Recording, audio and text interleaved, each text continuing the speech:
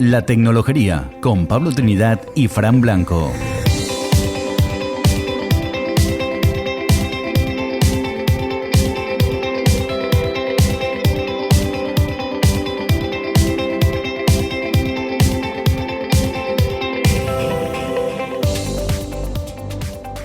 Hola y bienvenidos a La Tecnologería, un podcast en el que damos a conocer a empresas y personajes influyentes en el mundo de la tecnología y que hoy se encuentran más allá de nuestras fronteras. Os habla Pablo Trinidad y al otro lado de la fibra me acompaña el gran Fran Blanco. ¿Qué tal, Fran? Hola Pablo, ¿qué tal? ¿Cómo estamos? Pues nada, volvemos a la esencia de este programa. Empezamos en la primera temporada entrevistando a antiguos alumnos de nuestra escuela.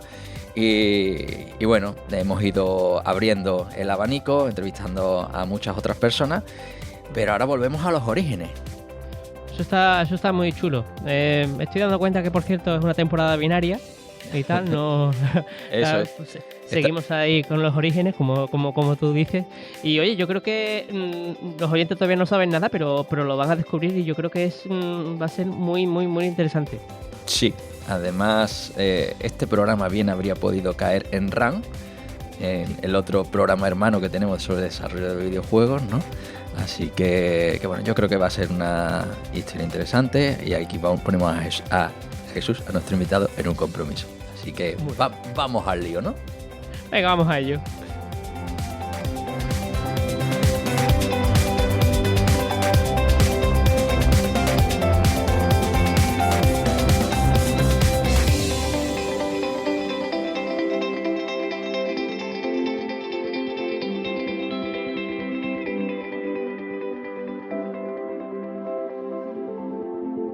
En este capítulo conectamos con Londres para hablar con Jesús Lucas Barcias, manager en Sony Interactive Entertainment Europe. Hola, Jesús. Hola, ¿qué tal? Bueno, gracias por invitarme. Hombre, además en este caso hemos tenido a un anónimo oyente que nos recomendó que te entrevistáramos. No sé si lo sabes, lo mantendremos en secreto durante un rato, por lo menos. No sé quién es, pero me lo intuyo. luego intentaremos jugar a ver si lo adivinas. En fin, pero como siempre en nuestras entrevistas, para empezar rompiendo el hielo, Fran lanza una nueva pregunta culinaria. Sí, porque ya vamos a romper un poco los esquemas de los oyentes y sí, vamos a pasar de la tortilla de patatas bueno, ¿a qué comida te llevas o te llevabas en la maleta? Cuando viajabas a Londres, claro. Exactamente.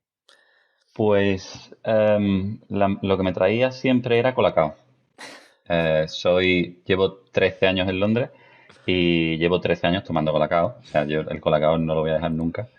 Lo que me traía siempre era Colacao. Y tengo aquí mi Colacao y me lo tomo todas las mañanas. Oye, pues tú sabes que este programa lo patrocina Nesquik, ¿no?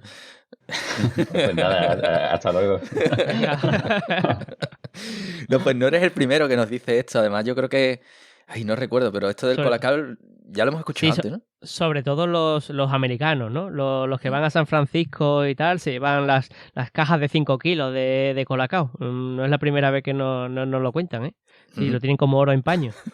Sí, es que el Colacao no hay más allá de la frontera, es difícil, ¿eh? O sea, aquí hay tiendas españolas en las que te lo encuentras y tal, pero claro, es complicado, es complicado. Y a mí me encanta el Colacao y ya te digo, yo puedo vivir sin jamón, puedo vivir sin muchísimas cosas, pero el Colacao por las mañanas es que si no, yo no tomo ni café ni tomo nada de esas cosas, entonces el Colacao para mí por las mañanas es sagrado, básicamente.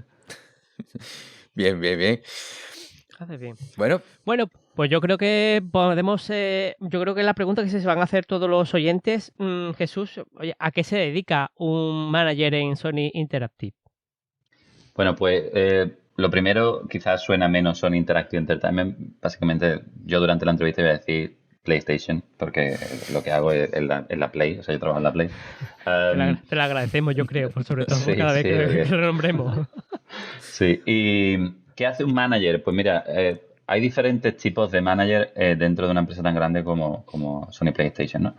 Yo trabajo en la parte de investigación y desarrollo en I+D. Y entonces como manager mi función es dual. Me encargo un poco de la parte del equipo, y también me encargo de la parte del departamento. Parte del equipo eh, yo llevo 4 o 5 proyectos, bueno, ¿cuántos llevo ahora? No sé cuántos llevo, creo que llevo 6 o 7 proyectos, eh, que son todos de investigación. Entonces, algunos de desarrollo, pero sobre todo están fundamentados en investigación.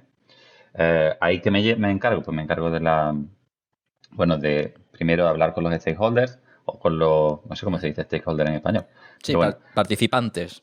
sí, Sí. hablar con las personas interesadas en el proyecto, recoger sus requisitos, un poco como una especie como de consultoría con ellos, obtener todo lo que necesitan, luego crear lo que es el timeline, crear donde vamos a tener los diferentes, bueno, donde vamos a hacer las diferentes entregas, dónde nos vamos a coordinar, etcétera, explicar el proyecto, crear una solución y luego ya dársela a los equipos de ingeniería y luego ir ayudando a los equipos de ingeniería a que lleven eso a cabo y seguir sincronizándome con mis stakeholders y tal, ¿no? Esa es la parte un poco más de managers, de team leaders, de personas que lleva equipos y de personas que, bueno, además, evidentemente, encargarme de mis equipos, de su progresión, de su subidas de puestos, etcétera, ¿no? De sus promociones, etcétera.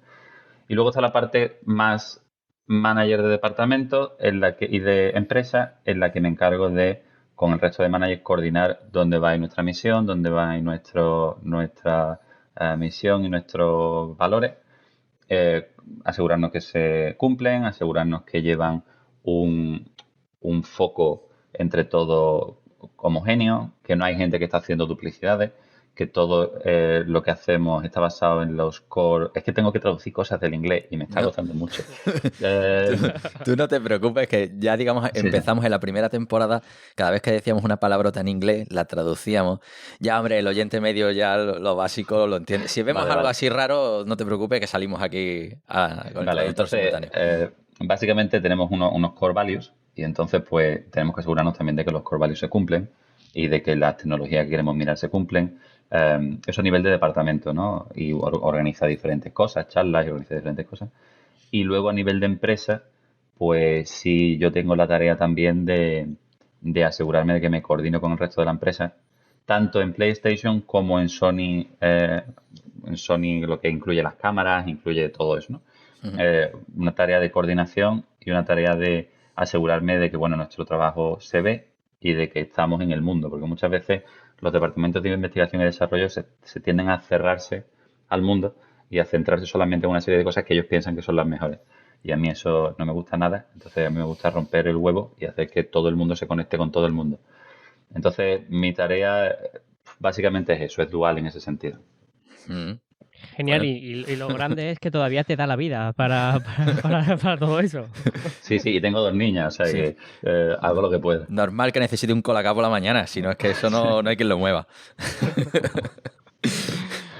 Oye, pues nada, pues está muy guay. Ya conocemos entonces el final de la historia, pero yo creo que ahora vamos a empezar por el principio, porque a nosotros nos gusta recorrer este camino juntos. Así que, Jesús, ¿cuál fue tu primer contacto con un ordenador?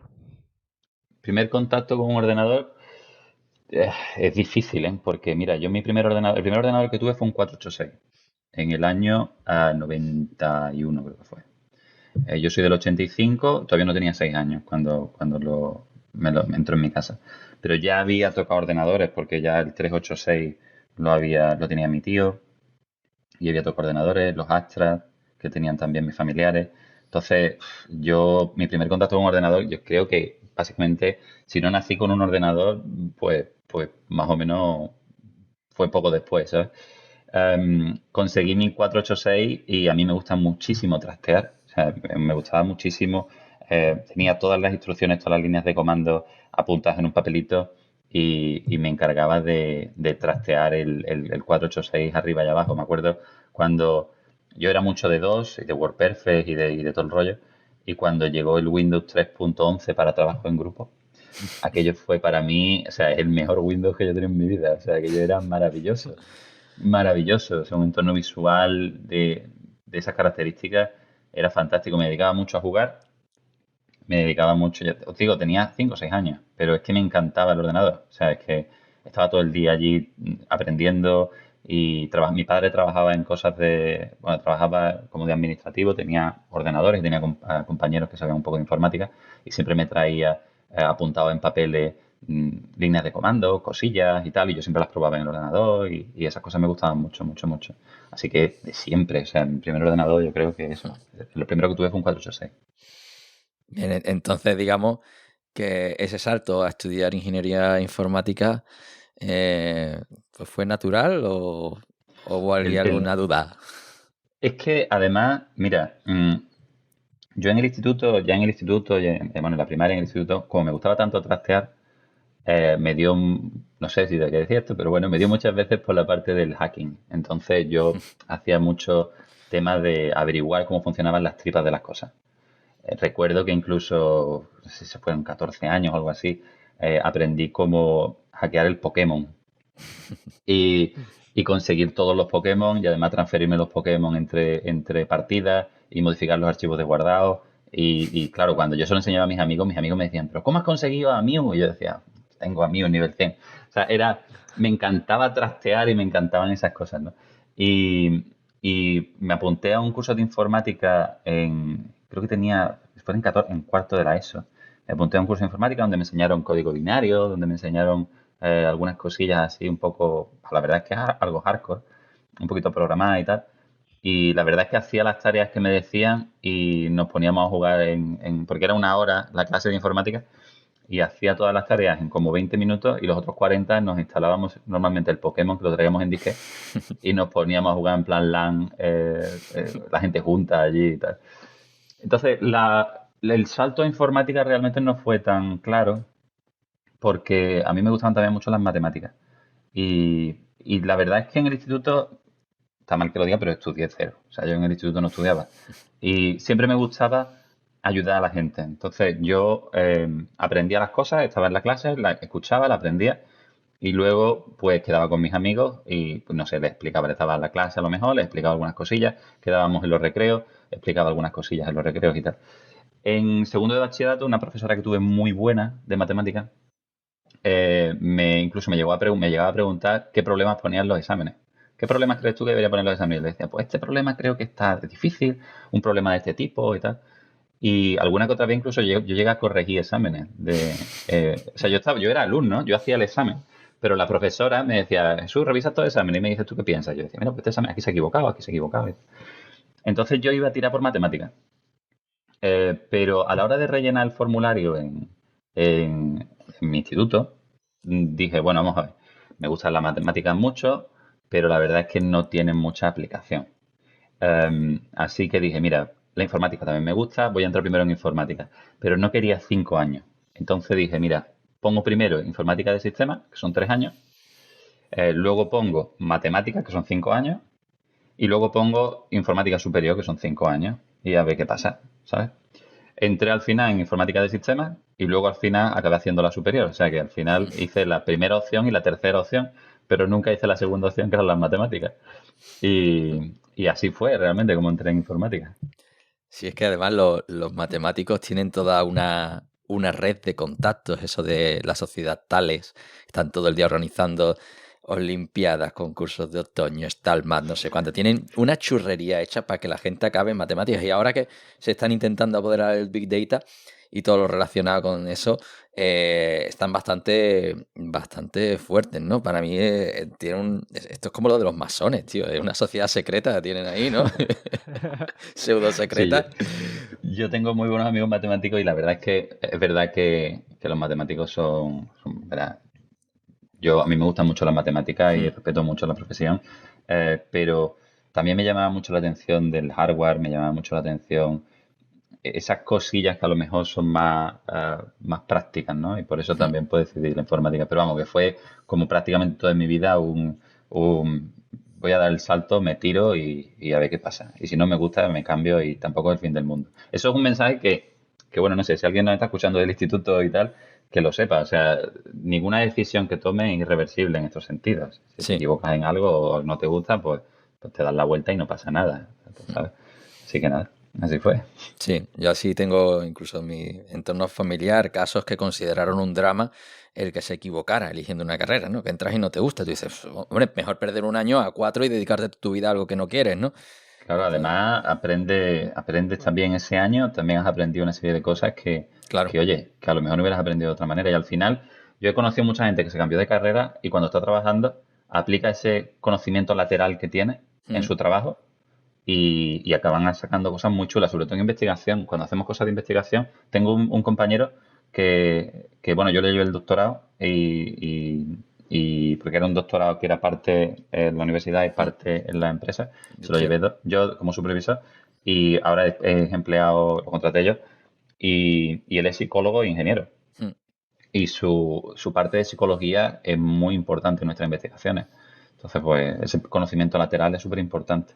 Sí, además, esta misma semana he estado dando una clase de psicología en gestión de proyectos, ¿sabes? Así que el renacentismo, yo creo que hay que recuperarlo de cierta forma, ¿no? A que sí, yo siempre lo digo, Sí. eso siempre lo digo, a mí eso me encanta, el saber un poquito de todo y mezclarlo y unirlo y sacar un proyecto y que digas tú, pero esto como, ¿de dónde ha salido, no? Y dices, pues mira, lo ha salido porque realmente me gusta mucho la fontanería y he averiguado cómo funcionan la fontanería y por eso he descubierto que las células de, por ejemplo, de cáncer, pues necesitan una sangre y para salir, y la sangre es como la fontanería y entonces lo que he hecho ha sido cortar la fontanería, no sé qué, y al final hemos matado al cáncer.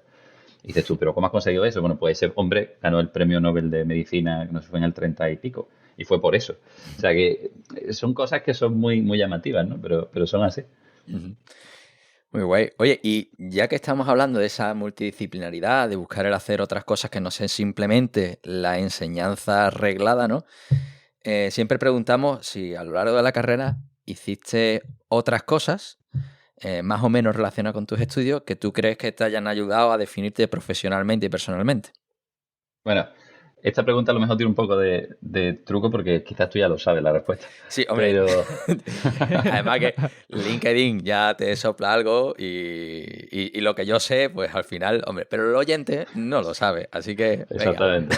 Mira, cuando yo entré en la universidad, los primeros 3 años de... Yo empecé en la universidad, como no estudiaba en el instituto, yo empecé en la universidad y dije, esto es lo mismo, ¿sabes? Y no era lo mismo. Entonces, me cogí japonés el primer año, eran 11 asignaturas y de las 11 asignaturas, gracias a septiembre, me acabaron quedando 3 asignaturas. Y aquí volvemos un poco al tema. Yo nada más que repetí esas 3 asignaturas a lo largo de mi vida estudiantil, pero gracias a que repetí una de ellas, conocí a la que hoy es mi mujer. Así que fijaos qué gracioso, ¿no? Menos mal que repetí. Mm, pero, claro, repetí 3 asignaturas y, bueno, mi familia nunca ha sido una familia que le faltara el dinero, pero tampoco una familia que tuviera mucho dinero.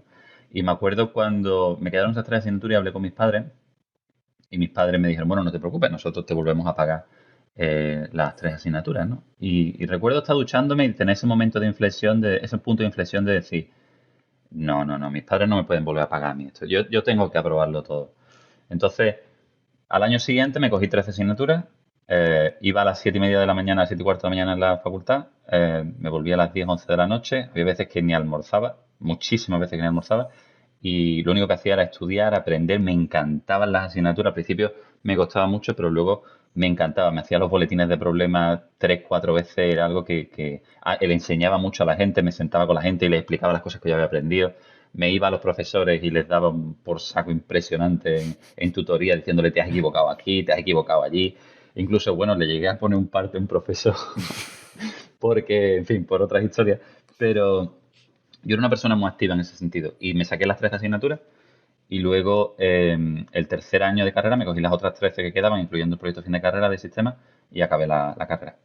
Y cuando acabé la carrera me di cuenta de que yo había muchas cosas que no sabía, entre ellos las interfaces, hacer una interfaz de usuario, algo visual, temas visuales y tal, no lo sabía. Yo decía, ¿cómo puedo ser ingeniero técnico en informática de sistemas y no saber esto? O sea, me resultaba algo muy llamativo, ¿no? Mm, Así que decidí entrar a la superior, pero además tener un conocimiento, como tú dices, eh, más lateral, ¿no? Y ahí decidí entrar en asociaciones de estudiantes. Me apunté a IECubo, a delegación de alumnos, también hacía muchas cosas con Subus, con la asociación de Linux y sobre todo me apunté a la asociación del Club.net de Microsoft.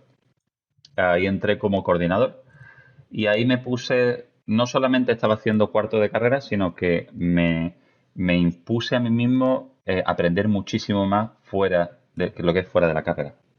Aprendí muchísimo .NET y me dediqué a dar charlas. Entonces, todas las semanas, si no daba yo una charla los viernes, lo que hacía era prepararla. Entonces, había alguien del departamento del club.net o de fuera del club.net que venía y daba las charlas, ¿no?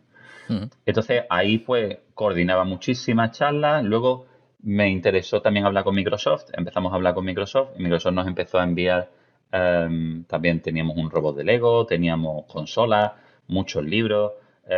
Empezamos mucho incluso a invitar a Microsoft a dar charlas a la universidad. También, como me gustaba mucho ese rollito de dar clases y tal, empecé a hablar con institutos y los institutos empezaron a traer alumnos.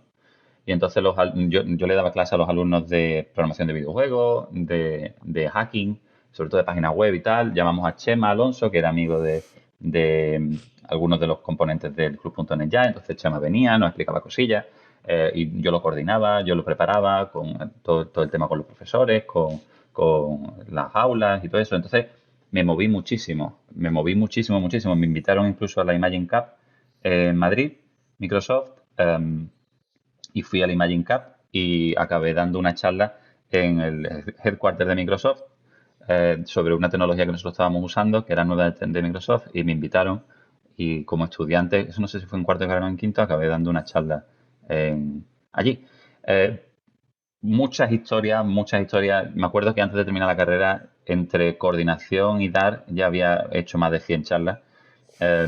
Y, y era algo que me gustaba mucho. Me acuerdo viendo un mundial de fútbol en un bar con mis compañeros de clase, que a mí ni me gusta mucho el fútbol, ni me gustan mucho los bares, pero bueno, estábamos en la facultad y había que beber cerveza, era lo que había, ¿no? Entonces, me acuerdo estar en el bar y me llamaron durante el partido 3 subdirectores de la facultad y el director de la facultad para preguntarme al día siguiente qué era lo que tenían que hacer, porque venía Microsoft. Y yo les decía, mira, pues esto, hace esto así, no sé qué, no sé cuánto, esto está preparado, esto no está preparado, tienes que estar hasta ahora allí, no sé qué. Y me acuerdo cuando hablaba, la gente me decía, pero ¿tú qué estás haciendo? O sea, tú eres un alumno.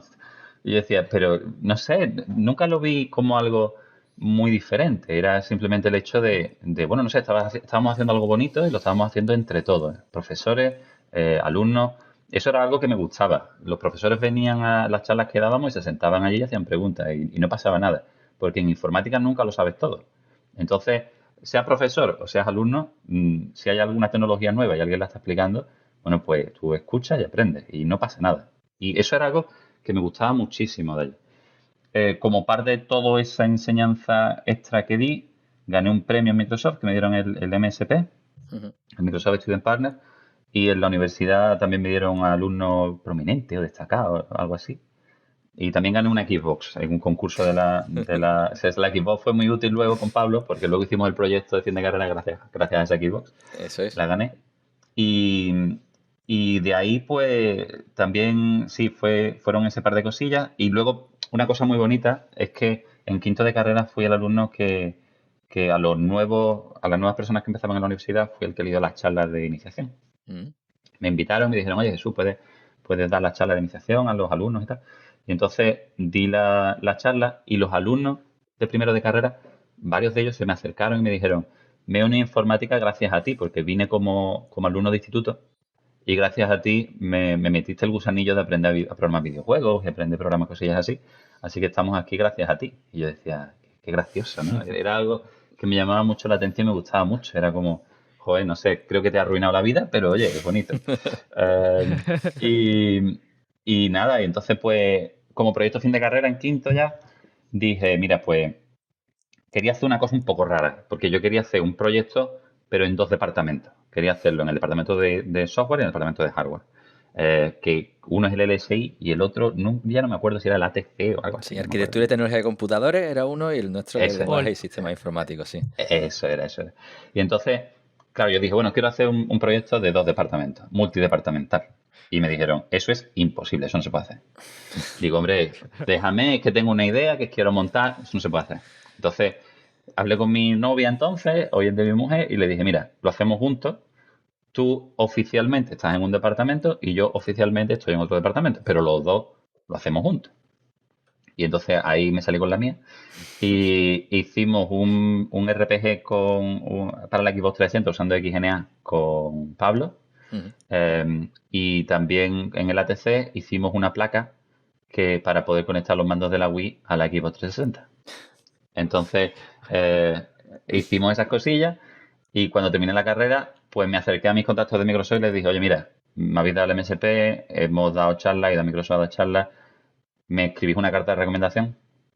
Además era curioso porque imagínate, ¿no? Tú invitas a Microsoft a dar una charla en la Universidad de Sevilla, pero la persona que viene no es la persona que ha hecho la tecnología. Entonces, esa persona está explicándolo y yo que me había estudiado la tecnología muchísimo, estaba, por ejemplo, ¿no? Estaba en la primera fila y los miraba y le decía, eso no es cierto, eso no es cierto.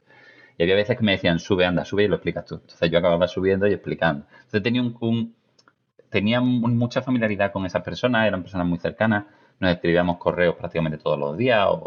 Entonces, pues claro, ellos me escribieron el cover letter y yo salí de la universidad con una carta de recomendación de Microsoft en español y en inglés. Y eso fue mi aprendizaje extra de la universidad. Y creo que eso es algo que la gente tiene que intentar, porque se aprende muchísimo, te lo pasas estupendo. El tema de los premios, el tema de las cover letters, esas cosas son secundarias, pero lo que aprendes y lo que te diviertes y las experiencias que tienes son geniales, son geniales. O sea, eso es impresionante. Pues bueno, ya te has hecho un recorrido por algunas de las preguntas que normalmente hacemos aquí para ese primer contacto con la empresa, ¿vale?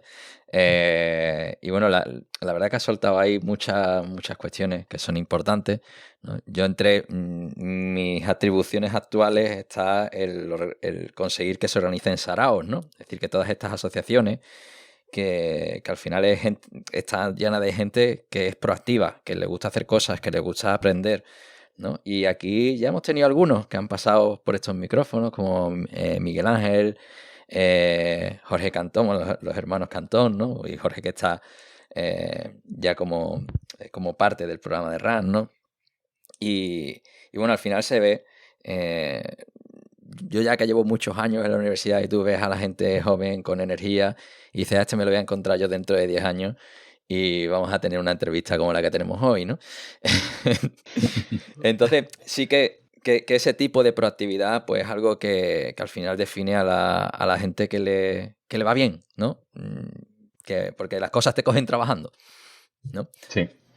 Sí. El tema de tener pues mencionaba al Jopi, has mencionado a Javi Cantón, has mencionado a gente así, y yo a toda esa gente los conocía, y además Javi, por ejemplo, sabía muchísimo de temas de videojuegos que yo no sabía, yo aprendía con él y con el resto de compañeros del club.net en aquel club pequeñito, ¿no? Y bueno, mientras uno aprendía cosas de videojuegos, el otro sabía mucho de temas de hacking, el otro sabía mucho de una cosa y al final decía, mira lo que he aprendido, y te sentabas con en el ordenador con esa persona y esa persona te enseñaba 4 cosas y decía, qué guay, ¿no? Pues me lo voy a preparar y voy a dar una charla.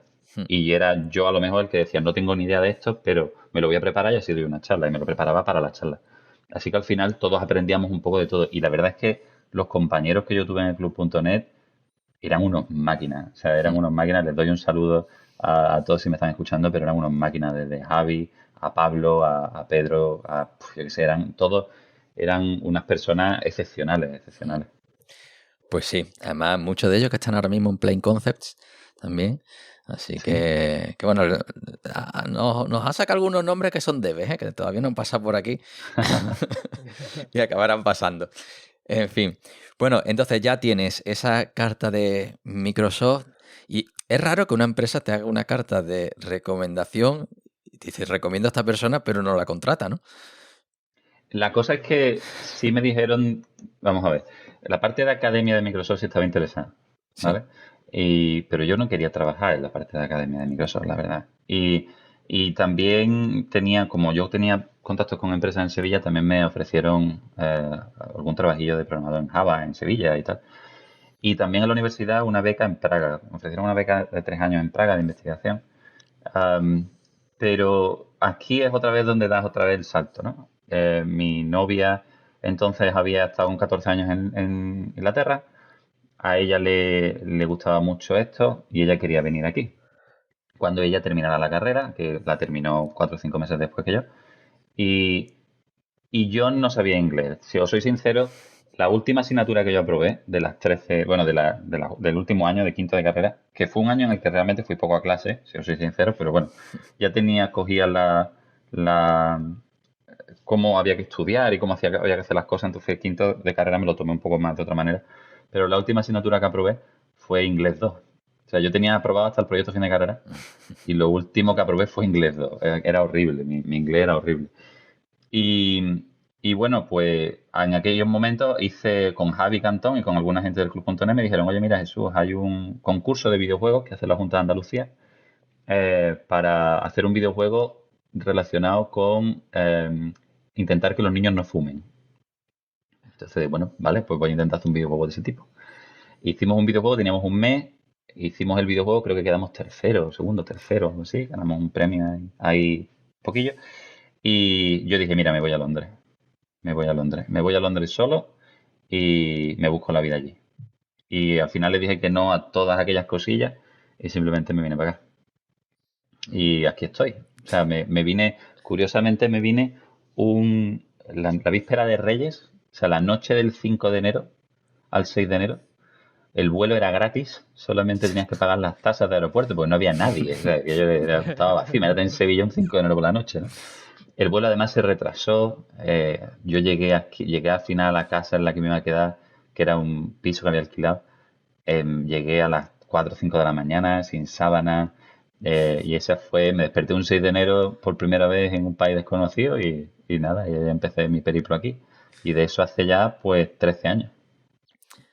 Vaya, ¿y cómo se empieza a buscar allí trabajo, vida, empezando literalmente desde cero, desde el precio del billete? Sí, sí, desde cero. O sea, fíjate, yo no tenía dinero ahorrado, entonces pues entre varios familiares, 6 o 7 familiares me daron unos 1.000 euros y que al final se los devolví a los 3 o 4 meses, se los había devuelto. Pero me dejaron, venía con dinero prestado y con una mano delante y otra detrás, ¿no? Con maleta, 30 kilos de ropa y de historia que me había traído y yo nunca había vivido fuera de casa de mis padres. Con deciros que los primeros 11 meses viviendo en Londres perdí 26 kilos. Eh, Siendo los primeros 3 meses perdí 13, el resto y los otros 8 perdí otros 13. Y, y fue una experiencia que no cambiaría por nada. O sea, fue una experiencia. Yo vine al principio en una especie de piso, yo le digo piso patera, no sé si está muy bien dicho, pero éramos 9 españoles en 5 habitaciones, sin salón, con una balda simplemente para el frigorífico en la que nos peleábamos y nos robábamos comida. O sea, unas condiciones un poco, evidentemente todo por debajo de la mesa, o sea, yo no tenía contrato de alquiler ni tenía nada de eso, yo pagaba de todo, porque de hecho la persona que nos alquilaba no era ni el dueño del piso, era un realquilado, o sea, unos chanchullos impresionantes. Así empecé yo aquí y es curioso porque cuando llamas a tu madre y le dices, mamá, ¿cómo hacer yo qué sé, las lentejas? Tu madre dice, mira, pues compra esto, esto y esto y esto. Vas al supermercado y eso no existe. No, Entonces, el pimiento verde italiano que nosotros utilizamos no existe. Yo quería hacer un tomate frito y era imposible, ¿no? Sabía no otra puede, cosa. o sea, no puede, o sea, pero ya no solo eso, o sea, yo llegué allí y dije, la leche, que no sea fresca, que no se me ponga mal a los 2 días, Eso. la leche. Y me decían en mi piso, eso no existe aquí, la leche tiene que ser fresca. Y yo decía, pero ¿cómo va a ser leche? Pero no hay leche en Tetra Brick. No hay leche en Tetra Brick. Bueno, pues nada. Entonces yo me iba al supermercado y me daba vueltas por el supermercado los ratos libres para intentar enterarme un poco de lo que había allí. Y una vez vi leche en Tetra Brick. La cogí, la compré, la puse encima de la mesa de la cocina y os juro que era como los cavernícolas descubriendo el fuego. O sea, todo el mundo alrededor de la leche mirándola, haciéndole fotos, enviándosela a sus padres, llamando a sus padres, mira que hay leche en Tetra Brick en Londres. Aquello era un descubrimiento brutal y era porque la leche se encontraba en la parte de las conservas. Ajá. Entonces, Ajá. se llama Long Life Milk y estaba en la parte de las conservas. Entonces, era algo que nadie se... En la parte de las conservas, los ingleses están locos. Era algo muy raro y así fue con todo. O sea, yo he hecho tortillas de alpiste, hablaba antes de las tortillas, he hecho tortillas de alpiste porque no sabía que tenía que cocer el arroz antes, y lo que tenía era arroz y un huevo. He hecho macarrones para dar de comer a 50 personas porque no sabía cantidades de macarrones. He hecho unas cabras de comida y de lavadora y de historias brutales. He dormido sin sábana durante un montón de tiempo. O sea, he hecho cosas de ese sentido muy locas, ¿no? Pero en temas laborales no fue para tanto porque tenía la carta de recomendación de Microsoft y porque conocí a un chaval, conocí el de Imagine Cup a un chaval que estaba trabajando en Microsoft Dynamics, en CRM. Sí. Y entonces este chaval me dijo, mira, aplica a mi empresa, era un Gold Partner de Microsoft, era una empresa pues eso, de consultoría. Y entonces apliqué y ahí sí me cogieron pronto, me cogieron pronto. La empresa, es curioso porque cuando me era una empresa pequeñita, eran unas 16 personas, cada uno de un país diferente. Imaginaos las conversaciones en el bar. Me acuerdo los primeros meses hablando con una persona que era una persona que era budista, otra persona que era hinduista, otra persona que era cristiana. Éramos como seis o siete y cada uno tiene una religión diferente y estábamos hablando de religión y yo decía, esto es increíble. Mientras un serbio me daba un whisky caliente con miel y azúcar para comer, que era una bebida, para tomar, que era una bebida típica suya, y yo decía, ¿esto qué es? O sea, era un poco un Erasmus, pero multiplicado por 100, o sea, que yo era muy raro. Y era una empresa muy, muy chula, y el CEO, me acuerdo que me dijeron, te vamos a hacer la entrevista, vente al bar. Digo, ¿al bar? Un bar. Y me fui al bar y me hicieron una entrevista de 3 horas. Y como yo no sabía inglés, pero sí sabía leer a la gente, sí sabía un poco leer cómo la gente ¿no? Cuando la gente te habla, ¿no? Pues más o menos aprendes un poco a interpretar esas cosas. Pues me decían, no, no, no, no, no, no, no. Y yo decía, no, no, no. Me decían, y yo decía, ellos hacían, la, la, la, la, la. Y yo decía, ja, ja, ja, ja. Pero yo no me enteraba de nada. O sea, fueron 3 horas en las que no me enteré de nada. O sea, ni una frase, como el que escucha música con 5 años en inglés y la repite. Nada. Y me dieron el trabajo. Pero tampoco me enteré de que me habían dado el trabajo. Entonces, cuando llegué a mi piso, mi compañero me dijo, ¿te han dado el trabajo o no? Digo, ¿ah, sí? Dice, sí, tío, ¿no te has enterado? Digo, no. Dice, sí, te han dado el trabajo. Digo, no me digas. La entrevista técnica no me la hicieron porque el jefe técnico me dijo, mira, tienes una carta de recomendación de Microsoft, las tecnologías te las sabes de sobra, estás mirando lo que has estado haciendo y verás, y estás bien, no hace falta que... Entonces, entrevistas técnicas sí no me hicieron. Y así fue como empecé laboralmente. Una de las cosas que hice, un poco también rara, es que antes de empezar a trabajar te dan como 3 semanas, te dicen, bueno, te hemos contratado, en 3 semanas te unen, ¿no? Y antes de unirme, yo había enviado mi currículum a Square Enix, porque yo quería trabajar, me encantaban los Final Fantasy, y yo quería trabajar en Square Enix. Y yo no sabía muy bien lo que había en Londres, yo sabía que en Square Enix en Londres estaba, pero no sabía que era una de estos de testeo. Y yo lo eché y no me llamaron. Y a mí me molestaba que no me llamaran no porque yo pensaba que me iban a coger, sino porque yo pienso que incluso si vas si vas a rechazar a una persona, la tienes que decir que no. Que yo estoy esperando a que tú me contestes, ¿no? Y hoy en día siempre recibimos cientos de currículum y yo siempre le contesto a la gente y les digo que no. Y no me llamaban, entonces me planté en Square Enix, me cogí el metro, me fui a Square Enix y llamé al timbre. Y me acuerdo de la secretaria flipando, diciendo, ¿qué hace aquí un chaval de 20 y pocos años en la sucursal de Square Enix? Y yo le decía, es que he enviado el currículum y no me habéis contestado.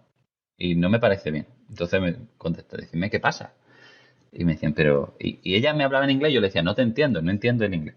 No lo entiendo. Entonces me dijo, mira, espérate, anda, sube. Total, que me abrieron la puerta, entro en Square Enix, cojo el ascensor, subo para arriba y me habla el manager supongo que de traducción, la persona que llevaba la traducción de Square Enix al español y tal. Y me dice, ¿qué haces aquí? Digo, mira, te he enviado el currículum y no me has llamado. Y quiero saber, bueno, si puedo mejorar el currículum, si hay algo que hayas visto que no te haya gustado, o básicamente que me des feedback, si puedes. El hombre se empezó a reír y me dijo, mira, no te hemos llamado porque estás, lo que se dice, overqualified. O sea, aquí lo que estamos buscando son testeadores y tú tienes técnicamente 2 carreras, pero también tienes una carta de Microsoft y tienes una serie de cosas, y un ingeniero aquí no pinta nada. Los testeadores somos personas que, bueno, pues realmente ingeniería y esas cosas tampoco mucha gente tiene en esas carreras, en esos trabajos. Dice, entonces trabajo overqualified. Digo, pero te voy a decir una cosa. Me ha encantado que venga. Dice, llevo 20 años trabajando en esto y nunca nadie se ha presentado en la oficina a preguntarme por qué no lo había llamado. Y tienes toda la razón. Dice, a partir de ahora voy a hacer, no sé si lo hizo, pero aquello fue desde luego una experiencia, presentarme en Square Enix y preguntar, oye, ¿qué pasa, no? Y me acuerdo de hacer las fotos en la puerta de Square Enix y tener las fotos en la parte, en el wallpaper de mi móvil, en el esto de mi móvil, durante años. Tenerla allí durante años y decir, algún día trabajaré en algo de videojuegos. Y, y así fue, al final. Pero sí, no sé, soy una persona un poco rara, creo. O No, sea, oye, esa cuestión de gestionar el no y de cuando alguien se va de una empresa, de tratar adecuadamente a esa persona, eh, es una cuestión que sí he visto encima de la mesa muchas veces y es, oye, tú estás en el mercado, la gente habla entre sí, ¿no? Sobre todo si quieres gente buena, pues si alguien se va de una empresa puede ser por motivos personales, por crecimiento, por muchas razones, no simplemente porque esté mal, ¿no?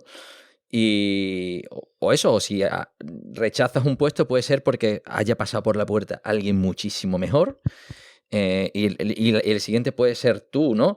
Y entonces hay que saber gestionar todas esas negativas, ¿no? Porque al final eso también es imagen, es cultura de la empresa, ¿no? Eso que tú antes hablabas de los core values, que no los tradujimos, ¿no? Y muchas veces tiene que ver con la cultura de la empresa, ¿no?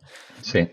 Y claro, bueno, eso son cosas que hay que cuidar si luego, si te importa hacer una inversión en esas cuestiones, ¿no? Porque luego me vienen a mí muchas empresas a quejarse, no, es que no contratamos. Y digo, bueno, es que a lo mejor te tienes que preguntar a la gente que está en la casa por qué está buscando trabajo y tú no lo sabes, a los que se han ido por qué se han ido y los que no entran porque no quieren entrar, ¿no? En fin. Así es, así es. Bueno, pues, oye, ya estamos entonces en ese momento ya en el que tienes tu primera experiencia laboral, digamos, estándar, ¿no? Eh, Rechazado por el equipo de Final Fantasy. Y, y bueno, ¿cómo continúas tú trabajando en esa empresa, en CRM, que al final pues es un ámbito muy empresarial, fuera del ámbito lúdico, en el que siempre habías estado poniendo picas, por decirlo de alguna forma, ¿no? ¿Cuándo y cómo gestionas ese deseo de acabar en el sector del videojuego? Pues mira, yo empiezo en CRM en febrero del año 2009 y al principio me dan un trabajo un poco raro. Me dicen, mira, hay un cliente que está interesado en una serie de cosas un poco extrañas y tal. Y yo, como no sabía inglés, cuando hablaba con el consultor en las reuniones siempre le decía que tenía mala memoria y que por favor me escribiera un correo detallándomelo todo. Entonces yo cogía ese correo y lo traducía todo, pero palabra por palabra, bueno, en fin, y me sacaba, entendía mediante las traducciones, yo me he buscado siempre los trucos, ¿no? Entonces me buscaba la forma de entender los requisitos y entender las cosas. Y tenía idea, una de las cosas, si hay algo a lo mejor que yo pueda decir, esto es algo que me identifica un poquillo, es el hecho de, me acuerdo en general software siempre había una imagen que era un columpio y decía, esto es lo que la persona cree que quiere, pero esto es lo que realmente necesita, ¿no? Y tú tienes que intentar hacer lo que la persona necesita. Y quizá una cualidad que puedo tener yo es que veo lo que la persona necesita de una manera un poco más sencilla. Entonces, cuando vi lo que las personas necesitaban ahí, dije, ellos están pidiendo esto, pero lo que necesitan realmente es otra cosa.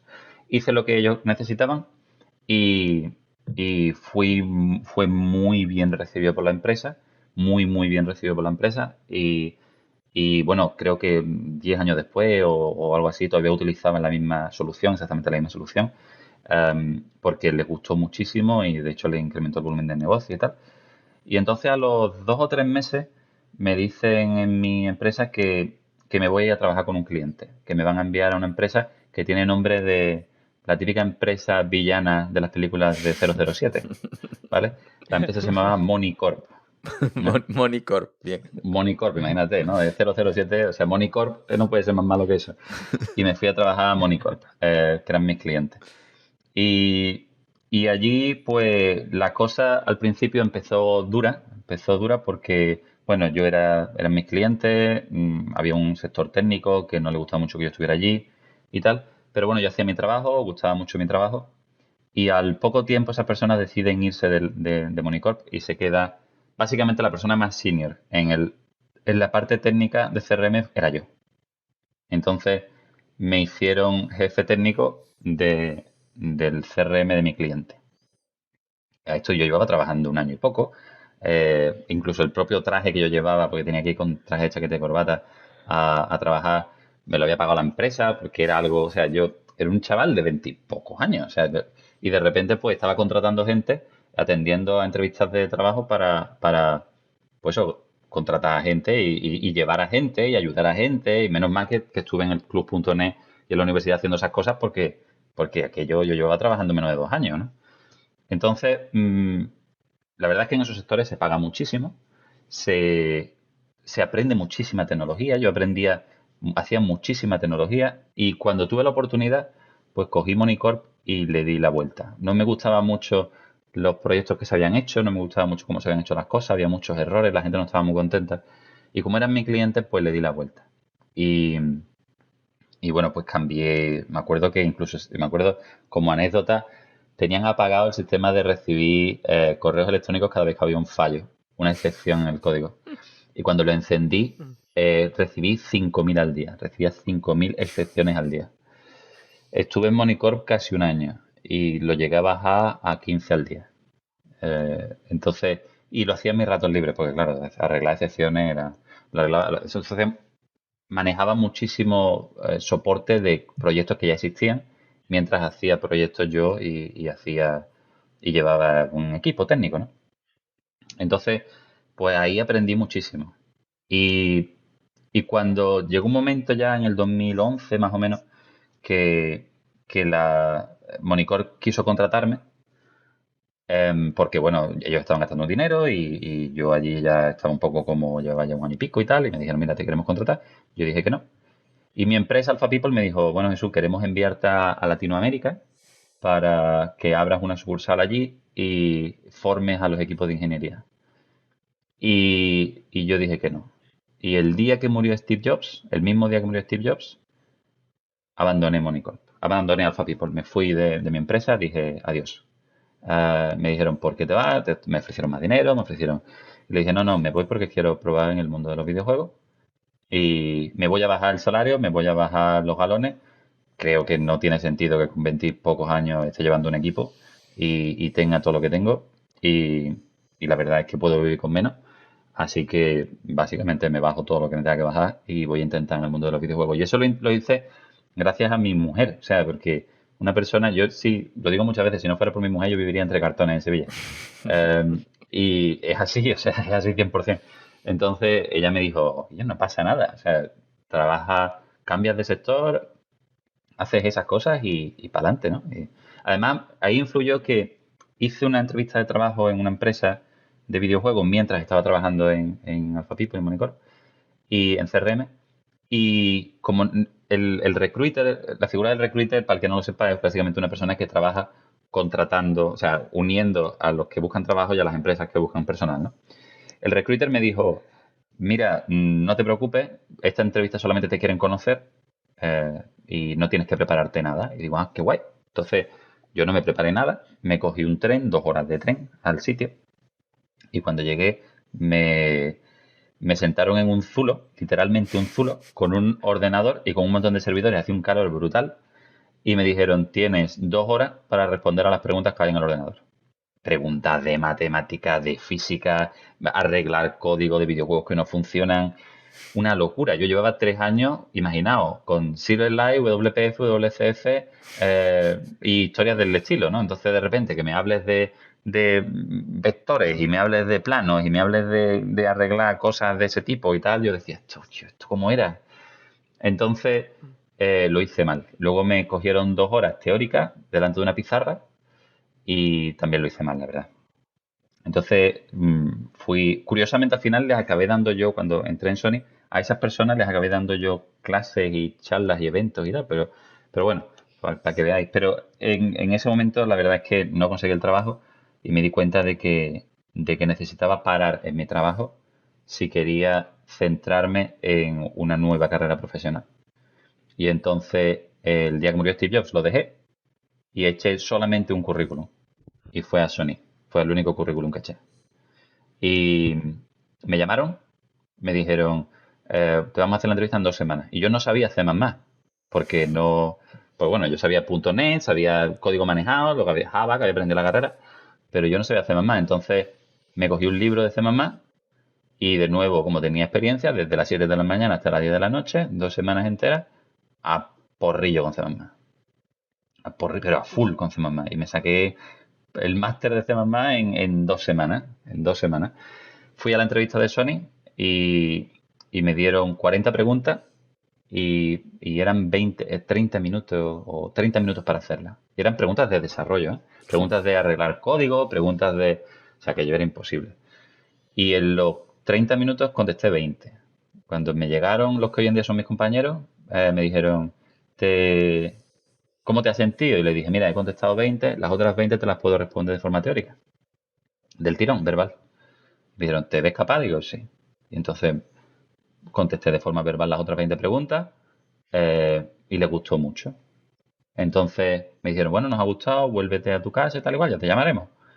Y no me llamaban. Entonces de nuevo digo, ¿esto qué es? Cogí el teléfono, llamé, oye, ¿qué pasa? Que no me estás llamando. No sé, es algo que es de nuevo un poco raro, pero no sé si no me llaman. Y entonces me cogió el que hoy en día es mi compañero, ¿no? Me cogió el teléfono y me dijo, te vamos a llamar, no te preocupes, pero es que todavía estamos viendo candidatos. Digo, vale, vale. Digo, pero bueno, que...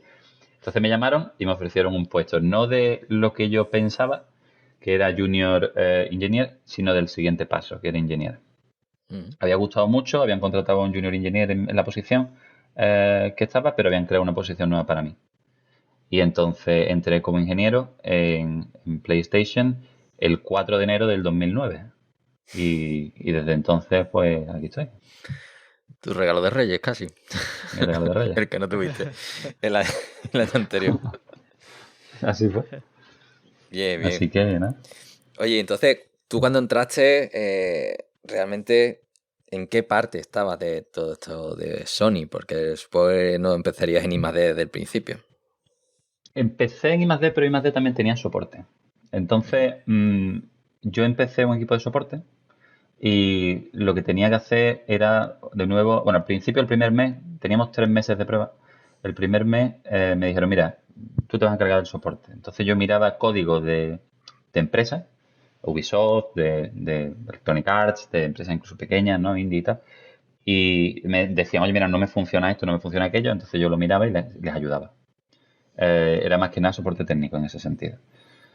Eso, la verdad es que es curioso, ¿no? Porque ves cómo programa la gente, ves cómo aprenden mucho en temas de código y tal. He viajado por ejemplo, viajé a ANSI, a las oficinas de Ubisoft, a ayudarles con el Assassin's Creed Black Flag, a desarrollarlo para la Play 4. He viajado y he hablado con muchos developers y he ayudado a muchísimos developers. Creo que mi nombre está en varios títulos de crédito de que los developers nos añadían.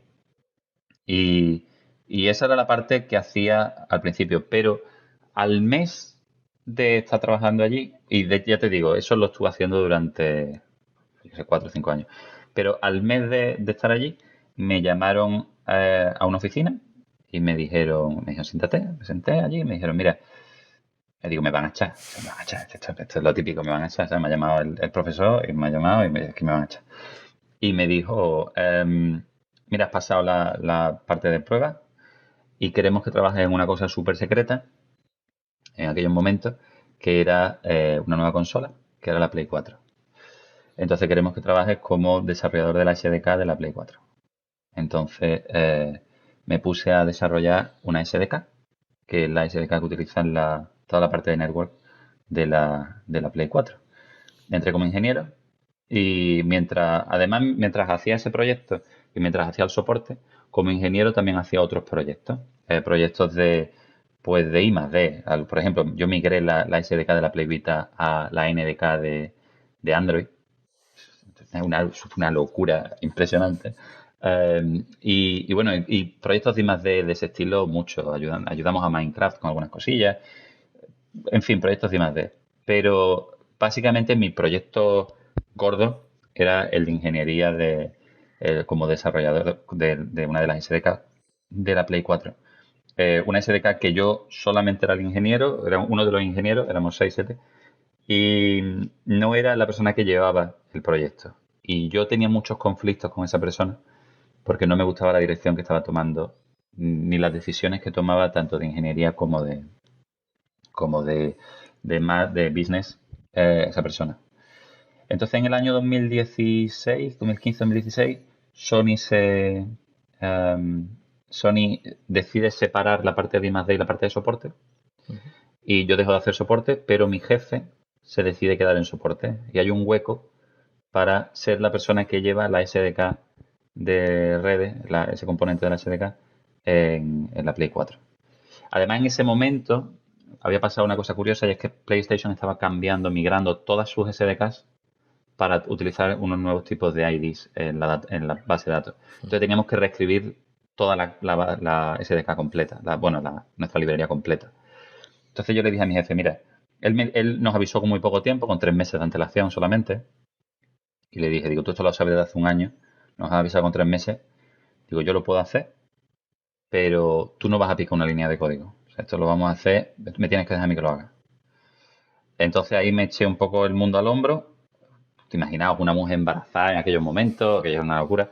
Y estuve 3 meses picando código, pero como un cosaco, o sea, 16 horas mínimo al día picando código, sábado y domingo incluido. Y saqué la SDK adelante, creo que son 200, 300 mil líneas de código. Sí, alrededor. Además, más test unitarios, test de integración y todo el rollo, ¿no? Y la saqué adelante con otro compañero. Yo hice como el 70%, él hizo como el resto, aunque luego lo tuve que reescribir más adelante cuando él se fue, que fue poco después. Y nada, lo hicimos entre dos.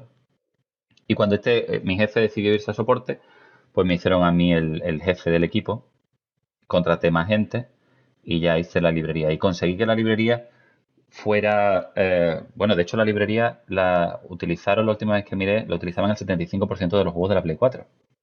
Entonces, pues imaginaos, ¿no? Mi código corre millones de veces al día. Yo me asusto cuando lo pienso, ¿no? Millones de veces al día, es increíble, ¿no? Y entonces, pues sí, ¿no? Juegos muy grandes, los más grandes de Overwatch y de tal, a juegos Fortnite, etcétera, a juegos, pues, muchísimo más pequeños, indie, ¿no? Pues usan mi código. Y la librería fue muy bien recibida porque además arreglaba todos los problemas que habíamos tenido antes y todos los problemas, y ahí gané varios premios ese año. Me dieron el premio en el departamento de I+D a la persona destacada y me dieron un premio en Sony Interactive Entertainment al mejor empleado. Creo que era de Europa, no me acuerdo. Además era de Game Changer, o sea, de la persona que thinking outside of the box y historias de este tipo. A mí los premios siempre me han dado un poco igual, porque al fin y al cabo me gustaba lo que hacía y eso, pero bueno, eso es cosas curiosas. Y nada, y entonces ahí empiezo mi carrera, dejo mi carrera un poco de ingeniero y empiezo mi carrera un poco de gestor, de ¿no? jefe de equipo, con eso. Empecé a llevar un doctorado, empecé a llevar otros proyectos de investigación. Dejé la parte de producción al final, dejé ese proyecto de la SDK porque en la Play 5 me dediqué más a la parte de negocio, en la Play 5, eso sí que lo comentamos luego. Y dejé un poco la parte de ingeniería y la parte de producción, que al final me aburre, porque una vez lo has hecho ya, pues, te aburre un poco. Y eso lo dejé y nada, y ya me puse a full con eso. Entre otras cosas, bueno, pues claro, trabajando en I+D te acabas convirtiendo en inventor, te acaban dando patentes. Yo tengo varias patentes. Es muy gracioso cuando recibes la carta de inventor. ¿Es usted inventor? Es como, ¿es usted astronauta? ¿No? Es como, ¿qué? Es usted inventor en la Oficina Europea de Patentes, en la Oficina Estadounidense de Patentes, la japonesa de patentes y no sé qué. Yo decía, inventor, o sea, tengo el título de inventor, ¿eh? Y nada, ¿no? Entonces, pues esas cosas sí fueron, también empezaron en esos años. Mm. Fue algo muy bonito. Fue la verdad es que en ese sentido he tenido suerte. Pues es de los pocos inventores españoles que no ponen palos a las cosas. Así que... En fin. No, pues eso, supongo que ese cambio ya hacia la gestión, ese paso un poco al lado en cuanto a responsabilidades críticas, ¿no? Porque cuando estás en lo técnico es un riesgo también para la empresa. ¿Qué hubiera pasado si a ti te hubiera pasado algo, ¿no? El bus factor que se dice tradicionalmente, ¿no? Entonces, ahí ya con bebé en camino, eso cambia un poco la forma de percibir el trabajo, las responsabilidades. ¿Cómo fue el shock? Mira, yo siempre priorizo mi familia, mi trabajo. O sea, el trabajo es trabajo. Y no tiene que tener un impacto demasiado grande en tu vida. Cuando yo estaba de baja paternal, cuando me dieron aquellos premios que os he comentado, yo estaba de baja paternal, yo ni los recibí los premios. De hecho, toda la empresa se enteró antes de que yo había recibido el premio que yo. Y me daba igual. O sea, no, o sea, me llamaron y me dijeron, tío, felicidades. Digo, felicidades, ¿por qué? Digo, bueno, por el niño, ¿no? Gracias por la niña. No, no, por el premio. Digo, ¿qué premio? Te han dado un premio. Digo, no jodas. ¿De qué? ¿Sabes? Entonces era un poco, bueno, no debería haber dicho tacos, pero sí, fue así, ¿no? Entonces, ¿cómo se gestiona? Pues se gestiona, no hubo tanto cambio, en el sentido de que yo soy una persona muy casera, mi mujer también, teníamos a la niña, trabajábamos, teníamos la flexibilidad de trabajar desde casa muchas veces también y tal.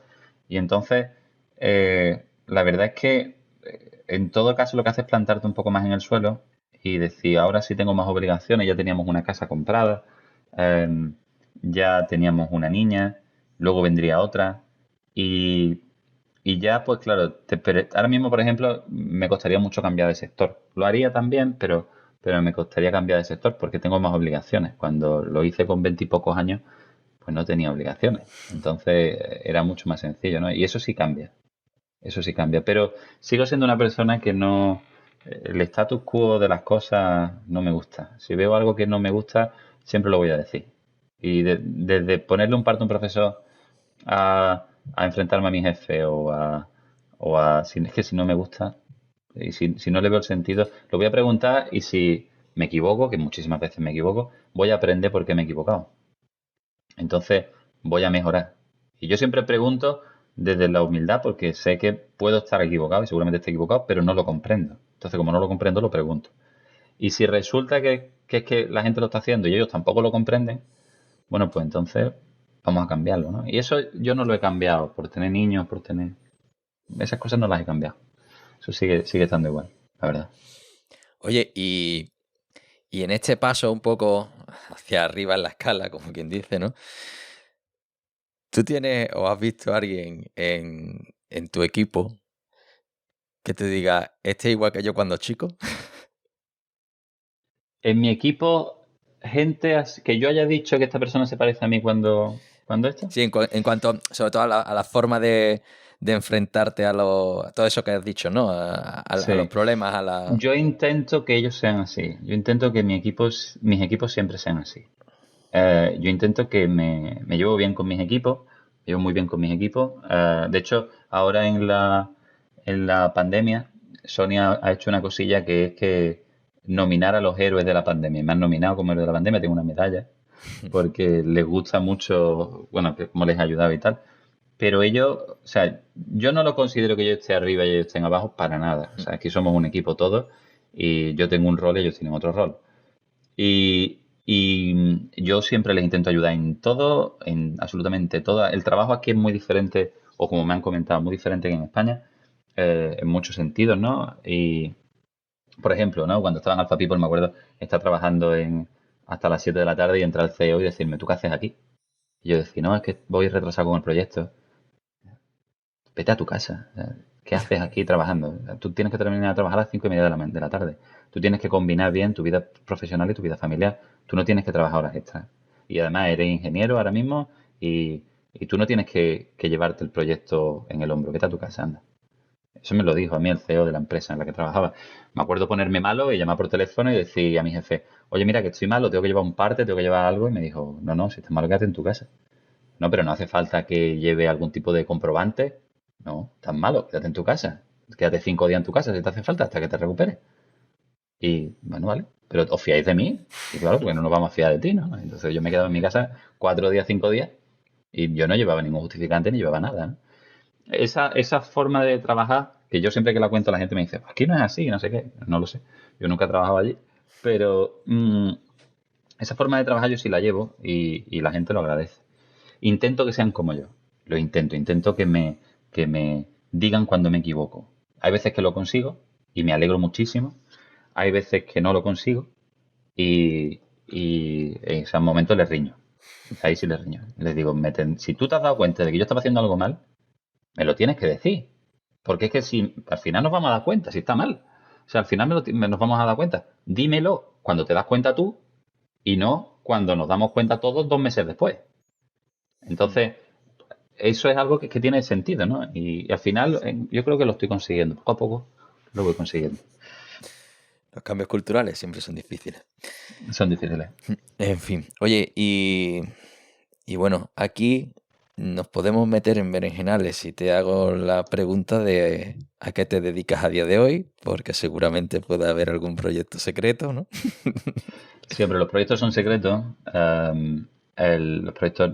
Sí, te puedo decir que cuando empiezo a trabajar de manager, bueno, en principio empecé de team leader, me ocurre una cosa curiosa y es que me dice, bueno, en la Play 5 ya no vas a ser ingeniero, sino que nos gustaría que ayudaras desde el punto de vista más de business y de decirnos un poco si esto está bien o está mal o tal. Entonces, empiezo a viajar mucho a Japón y a Estados Unidos, una vez cada mes, cada 2 meses, y era porque estábamos haciendo la Play 5.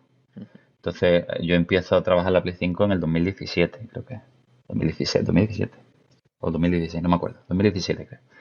Y entre la toma de decisiones, yo me siento llego allí, imagínate, llego yo allí solo, en una habitación enormemente grande, en una jornada de 2 días, y veo un montón de gente que no conozco de absolutamente nada y que pienso que son como yo, pues team leader, ¿no? Personas que están empezando en la línea de management. Y yo me empiezo a llevar bien con ellos. Yo voy con mis camisetas del Final Fantasy, con mis camisetas de Goku, con mis camisetas de la Play, con mis camisetas, en fin, camisetas graciosas. Luego me pusieron por visto un mote con el tema de las camisetas. Ah, pero yo llego allí y llego en plan, no sé, bien, ¿no? Y cuando ya llevamos como 6 meses, nos hemos ido de copa, nos hemos ido a comer, nos hemos ido. Me llevo bien con esa gente, ¿vale? Son como 20 personas, yo bien. Estoy hablando un día con mi jefe y me dice, perdona, esa persona que tú estás llamando por su apodo, por su mote, esta persona es esta, ¿no? Digo, sí. Dice, tú sabes que esa persona es vicepresidente de la empresa, ¿no? Digo, ¿cómo? Y ahora empiezo a ver los galones de todas esas personas con las que yo me iba de poco de charla y con los que yo charlaba y tal. Y eran todos vicepresidentes senior, directores de empresas, eran todos gente gordísima. Y digo, yo le he dado una colleja al vicepresidente senior de esta. Dios mío. Y entonces, claro, cuando se lo dije, digo, pero vosotros sois gente gordísima. Digo, ¿tú tienes a 500 personas a tu cargo? Sí, sí, yo tengo 500 personas a mi cargo. Digo, pero que yo soy que yo soy nada aquí. O sea, y no me di cuenta, fíjate, me trataban como una persona, o sea, tomaban en cuenta mi feedback, tomaban en cuenta mi input y, y básicamente yo era una persona más allí, ¿no? Y era algo que dice mucho de la cultura de la Play y dice mucho de realmente cómo somos. Los galones nos dan igual a todos, a todos. O sea, no conozco a gente aquí que te diga, no, es que yo soy no sé qué y tú eres no sé cuánto. Aquí los galones nos dan igual. Y entonces ahí abro mucho las puertas de lo que es PlayStation. Y claro, conozco a muchísima gente de fuera de mi departamento, gente que toma muchas decisiones, y uso eso para saber lo que ellos necesitan y ayudarles. Entonces ahí es donde mi trabajo entra más en temas de, estás haciendo una arquitectura para algo de producción, esa arquitectura no tiene un problema, un hard to solve problem, un problema que tiene de difícil solución, entonces yo como parte de la investigación y desarrollo te voy a ayudar a solucionar ese problema. Cojo ese problema y desde aplicaciones de Machine Learning, aplicaciones de lo que tú quieras, ¿vale? Intentamos encontrar soluciones lo más sencillas posible.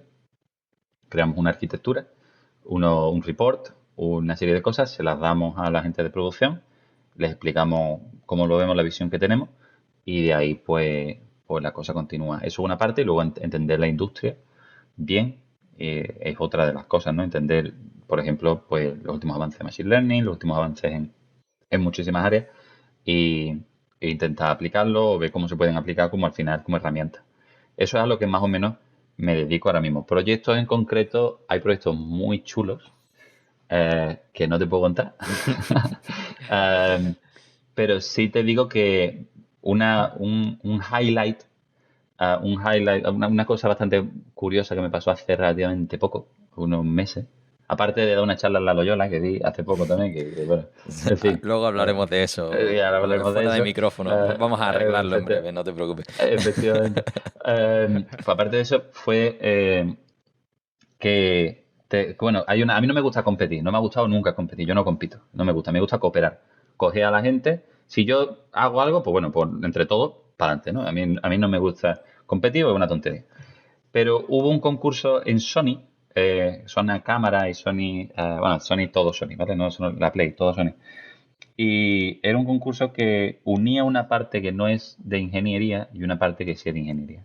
Imagínate, no te puedo decir exactamente, pero imagínate algo en plan, imaginaos ideas del medio ambiente, ¿vale? O imaginaos ideas de medicina, o imaginaos ideas de, ¿vale? Algo así, ¿no? Y entonces yo tenía una idea, puse esa idea y era en todo el mundo, era un concurso muy grande, todo el mundo, y, y yo gané la idea. Era yo solo. Imagínate contra equipos de 20 personas, 30 personas en electrónica, en cámaras, en un montón de zonas, y yo solo con una idea. Y yo gané. El premio me lo dio además el Chief Financial Officer de Sony Corp, que imagínate, la segunda persona al mando de Sony Corp. Y el CEO de una empresa multimillonaria fueron los que revisaron fueron los jueces y decidieron que yo era el primero. Y luego en votación popular quedé segundo, de 125, o sea que está bastante bien. Y eso me lleva a proponer mi idea en frente de Jim Ryan, el CEO de Sony PlayStation. Eso me pasó hace relativamente poco.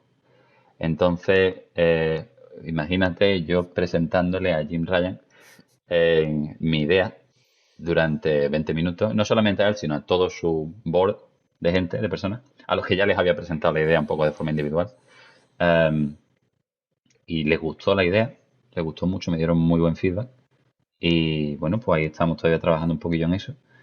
Pero no sé, ¿no? Creo que es algo que llama mucho la atención, llegar a presentarle al CEO de una empresa como Sony PlayStation, es algo bastante, bastante curioso.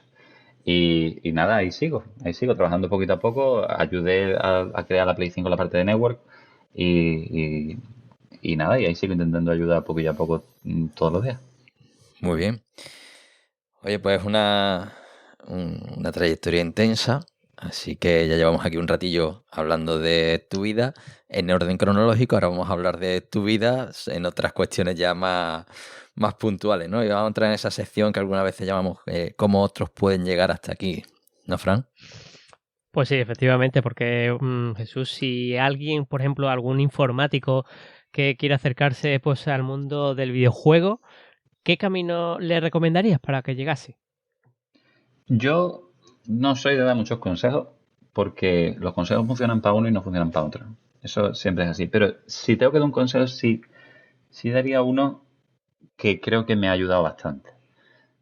Hay gente que dice, no, es que tú tienes esto, tú tienes lo otro. Yo no creo que tenga nada. Yo creo que me falta una cosa. Y creo que te falte eso es importante. Y lo que me falta es que yo no veo los muros, yo no veo las barreras. Sí, mucha gente me dice, pero ¿cómo has entrado en Sony? Pues he echado el currículum, básicamente. Es que si no echas el currículum no entras en Sony. O sea, eso es algo que tienes que hacer. Ya, hombre, pero es que yo no voy a echar el currículum. Bueno, pues si no lo echas, no entras. O sea, es tan sencillo como eso, ¿no? Entonces, yo no veo las barreras. Cuando me iba mal en la universidad, bueno, pues hinco los dientes y hinco los codos y aprieto los dientes y para adelante, ¿no? Y los saco. ¿Quiero aprender más? Bueno, pues me uno al club.net y hago lo máximo posible. ¿Quiero cambiarme de sector profesional? pues me cambio de sector profesional. O sea, evalúo el problema y salto. Y quiero de repente manejar un equipo de una SDK, pues lo hago. Porque tengo la posibilidad y lo hago. No tienes que ponerte tú las barreras. Tienes que ya te pondrán las barreras los demás, no te preocupes. Y tendrás que lidiarlas y tendrás que salir adelante. Pero no te impongas tú las barreras. Eres capaz de hacerlo. Si has llegado a donde estás, eres capaz de hacerlo. Eso es algo que yo mismo siempre he pensado, me he aplicado, se lo he dicho a mucha gente. Y si tuviera que dar un consejo sería ese. Ujú. Qué bueno.